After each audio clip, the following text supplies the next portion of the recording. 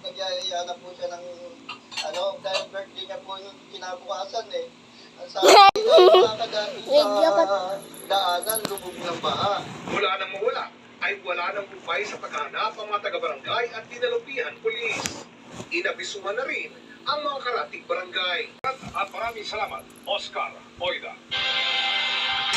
Mga gumuhong lupa at mga nabuwan na puno Kudi, naman. kudi, kudi, kudi, kudi, ram, sam, sam.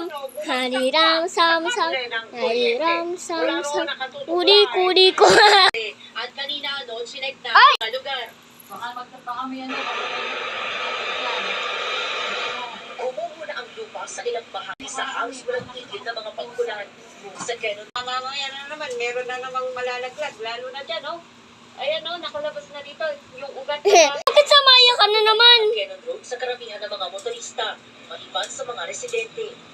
Sa Kilabuan. Protection Project, wala namang nasawi na Arasiden, arasiden, abigilon, ide. Quezon Road dahil nga may banta pa rin daw ng posibleng pagguho ng lupa dahil sa tuloy-tuloy na pag... Maraming salamat sa iyo, EJ Gomez.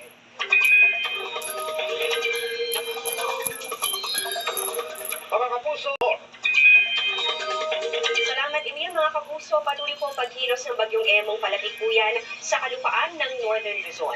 Dahil po dyan, itinasa po ng Pag-asa ang signal number 4 dyan po sa may southwestern portion ng Ilocos Sur, northwestern portion ng La Union at pati na rin sa may extreme northwest portion ng Pangasinan.